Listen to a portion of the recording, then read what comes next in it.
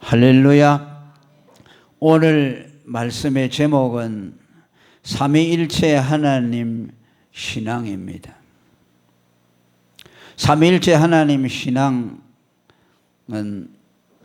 여러분이 아시다시피 우리가 믿는 하나님은 삼위일체로 존재하시는 분이기 때문에 우리의 믿음 역시 삼위일체적으로 신앙을 해야 합니다. 우리는 그저 유대인들이 믿는 것처럼 단일신 하나님을 믿는 것이 아니고 성부, 성자, 성령 삼위 하나님을 일체적으로 한 분으로 믿는 신앙을 갖고 있습니다. 그래서 구약에도 이미 구약 성도들이 삼위일체적인 하나님 신앙을 우리에게 나타내고 있습니다. 오늘 읽은 말씀에도 삼위일체라는 말은 나오지 않습니다만 이 다윗의 신앙을 통해서 우리는 그것을 충분히 유추할 수 있도록 만들어줍니다. 오늘 읽은 19절의 말씀 보면은 주를 두려워하는 자를 위하여 쌓아두신 은혜, 곧 인생 앞에서 주께 피하는 자를 위하여 베푸신 은혜라는 말씀이 있습니다.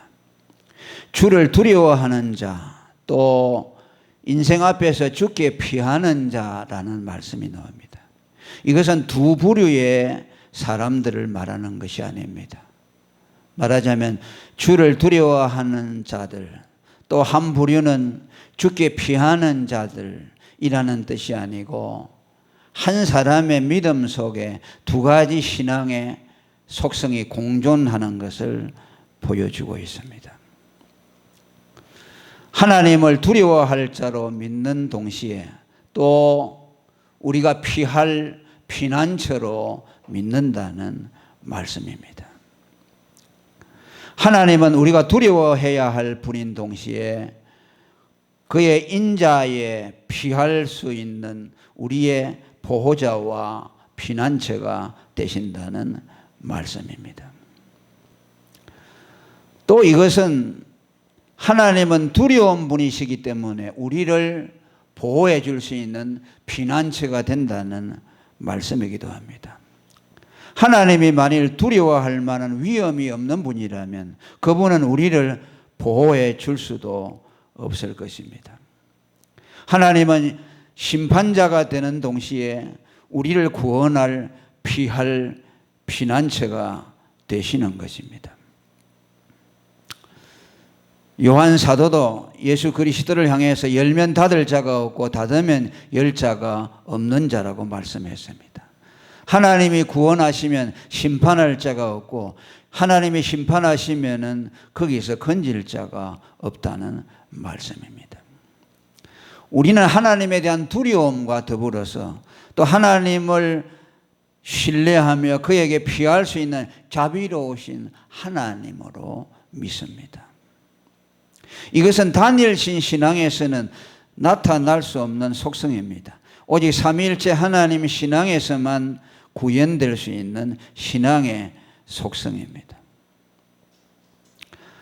더 풀어서 말하면 공의로우신 성부 하나님에 대한 신앙과 구속주이신 성자 그리스도에 대한 믿음으로 말할 수가 있습니다.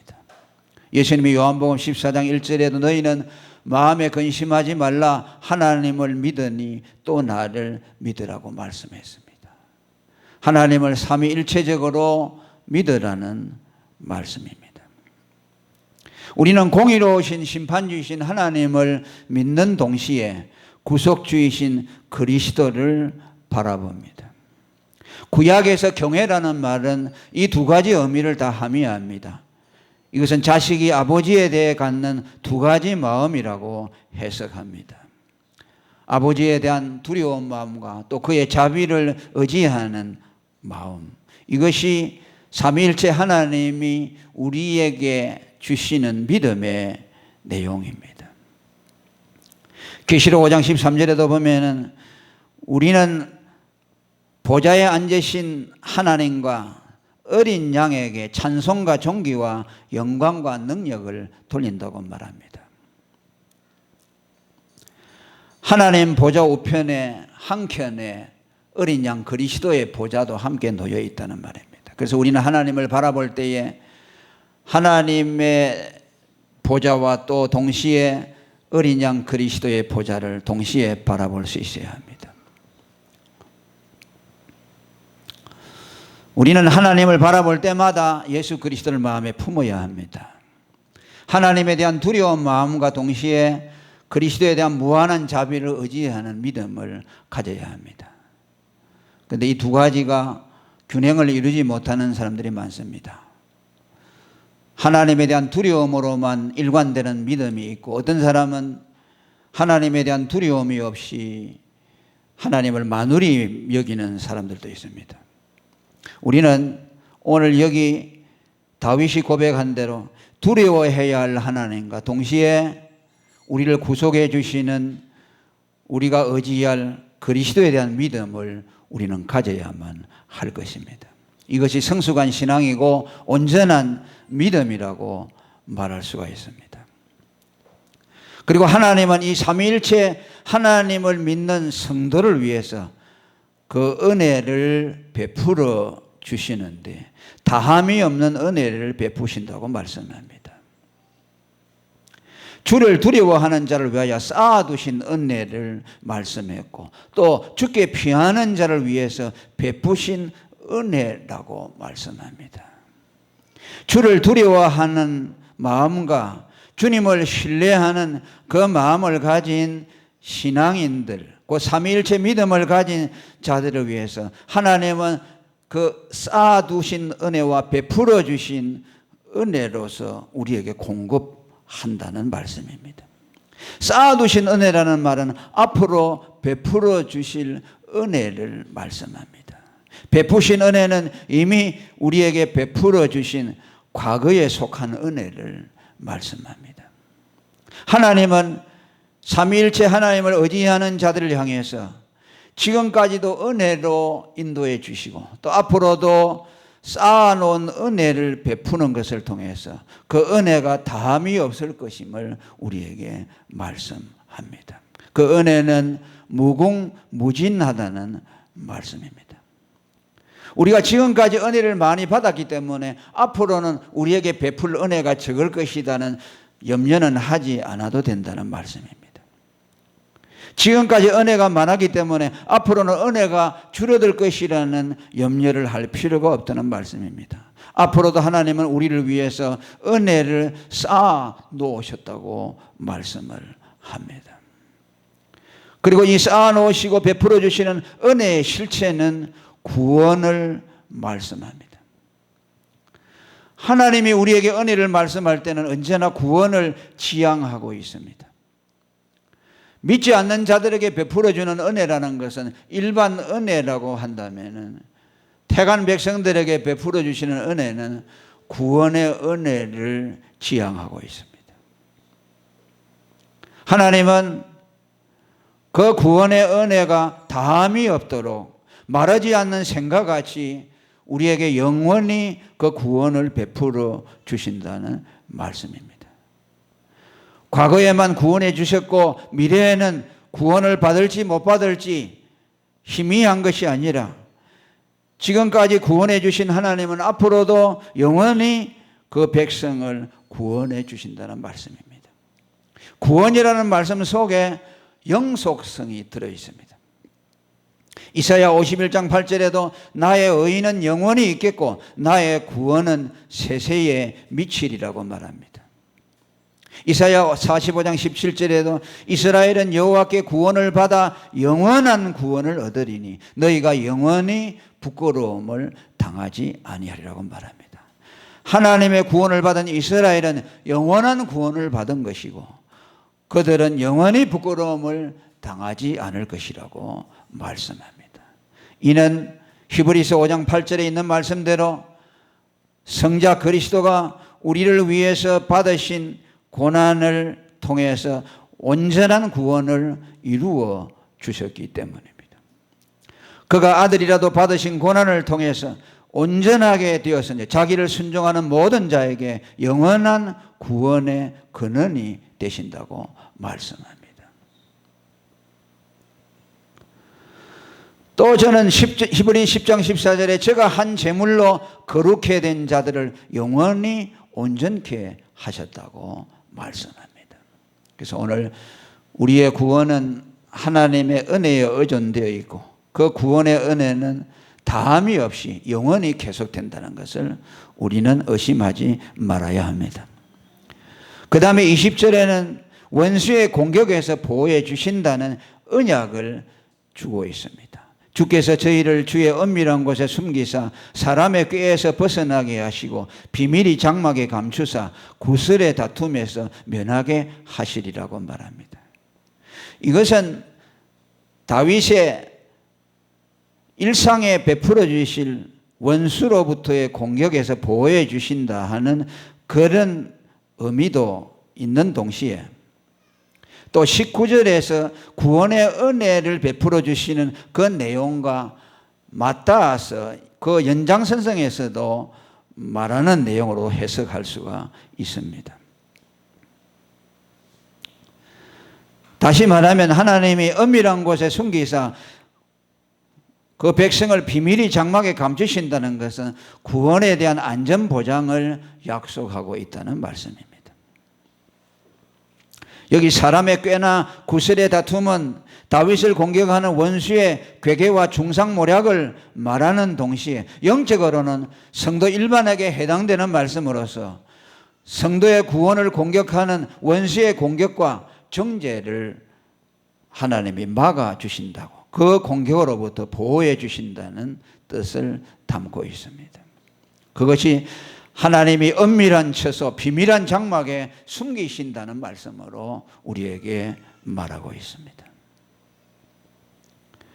은밀한 처소라는 말은 하나님의 절대적인 보호가 있고 원수의 눈에 가리워진 것을 말합니다. 비밀한 장막이라는 것도 하나님만이 알고 있는 안전한 피난처를 말씀하고 원수들은 발견할 수 없는 곳을 말합니다. 하나님이 택한 백성, 구원해낸 백성은 원수의 손과 안목이 미치지 못하는 곳에 있습니다. 할렐루야. 그래서 예수님도 악한 자가 성도들을 만지지도 못한다고 말씀합니다. 거기에는 피조물의 손이 미칠 수가 없습니다. 하나님의 절대적인 안전과 보호가 있다는 말씀입니다. 이러한 하나님의 약속은 성경 곳곳에 나타납니다. 시편 27편 5절에도 여호와께서 나를 그 초막 속에 비밀히 지키시고 그 장막 은밀한 곳에 나를 숨기시며, 여기에서도 비밀한 곳, 은밀한 곳이라고 해서 원수의 손과 안목이 미치지 못하는 절대 안전한 곳을 지칭하고 있습니다. 하나님은 그의 택한 백성들, 구원한 성도들을 절대적인 안전으로 보호해 주신다는 말씀입니다. 그리고 견고한 성에서 그 기이한 인자를 내게 보이셨다고 하는 말씀. 여기 견고한 성이라는 말은 완전히 요새화된 난공불락의 성을 가리킵니다. 하나님은 그 백성들을 난공불락의 요새화된 견고한 성에 그들을 두시고 그들을 보호해 주시고 그 안에서 기이한 하나님의 인자를 보여주신다고 말씀하셨습니다. 이 견고한 성은 만세반석이신 예수 그리스도를 예표합니다. 성도가 견고한 성 그리스도 안에 들어갈 때에 그곳에는 절대적인 안전이 있어서 원수의 공격과 또 안목이 미치지를 못하는 동시에 또 그 안에서 하나님의 기이한 인자를 보게 된다는 말. 하나님이 그의 인자를 보여주신다는 말씀입니다. 이 인자라는 말은 사랑의 의미로서 말씀합니다. 구약에서는 인자와 자비를, 신약에서는 사랑으로 표현하고 있습니다.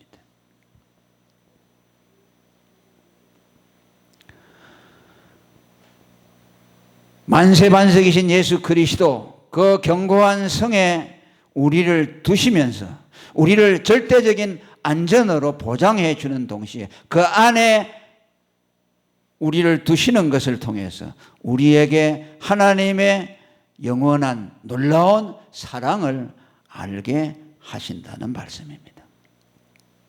로마서 8장 39절에 있는 말씀대로 우리가 표현한다면 예수 그리스도 안에 있는 하나님의 사랑을 말씀합니다. 우리가 그리스도에게로 피난하게 될 때 그리스도 안에서 하나님의 기이한 사랑을 발견하게 된다는 말씀입니다. 우리를 위해서 반석이신 그리스도가 자기의 몸을 깨뜨려서 우리를 구원해 주신 그 구원의 보장 속에서 우리는 하나님의 사랑을 발견하게 된다는 것을 말씀합니다. 하나님은 우리를 보호하시되 당신의 아들의 육체를 깨뜨리셔서 그 안에 우리를 거하게 하시는 것을 통해서 우리를 안전하게 해주셨습니다. 고린도서 15장 56절에 율법이라는 원수는 죄인을 향해서 사망의 화살을 쏘는데 그리스도는 우리를 대신해서 그 율법의 화살을 맞아서 자기의 몸을 깨뜨렸습니다. 그래서 사망과 모든 저주에서 우리를 건져내 주셨습니다.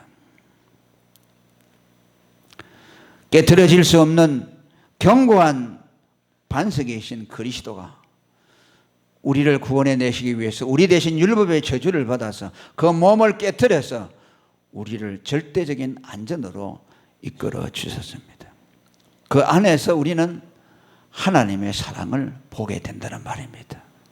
그리스도 안에서 하나님의 기이한 인자, 그 사랑을 보게 하신다는 말씀입니다. 다른 말로 하면 하나님의 사랑은 자기 몸을 깨뜨려서 우리를 원수의 대적에서 보호해 주신 만세반석이신 그리스도 안에 들어가지 아니하면 하나님의 사랑을 볼 수가 없다는 겁니다. 하나님은 반드시 그 견고한 성 만세반석 그리스도의 깨어진 몸 속에서만 하나님의 사랑을 보여주신다는 말씀입니다. 우리는 그 사랑을 본 사람들입니다. 아멘. 우리는 그리스도 안에 들어가서 그분의 사랑을 비로소 본 사람들입니다. 이 사랑을 보기 전에는 하나님의 사랑을 알 수가 없어요. 만세반석이신 깨트려진 그 몸속에 들어가는 것을 통해서 여러분들은 매일매일 하나님의 사랑을 볼 수 있기를 바랍니다. 하나님은 여러분들을 그 만세반석 안에 두셨다는 것을 믿으시기를 바랍니다. 하나님은 삼위일체적으로 우리를 구원하시는데 그분은 공의로우시고 거룩하시고 또 심판하시는 하나님이시지만은 동시에 그 아들의 자비를 통해서 그 아들의 깨트려진 몸을 통해서 우리를 구원해 주시고 당신의 사랑을 우리에게 보여주셨습니다. 오늘도 이 사랑으로 우리를 살게 하셨고 이 사랑이 우리를 감격하게 하시고 이 사랑이 우리로 하여금 하나님을 찬송케 한다고 오늘 다윗은 결론적으로 우리에게 말씀해 주셨습니다. 오늘 저와 여러분이 이 삼일째 신앙 가운데서 하나님을 견고히 의지하고 그 사랑 안에 여러분 자신을 두시기를 축원합니다. 통성으로 기도하겠습니다.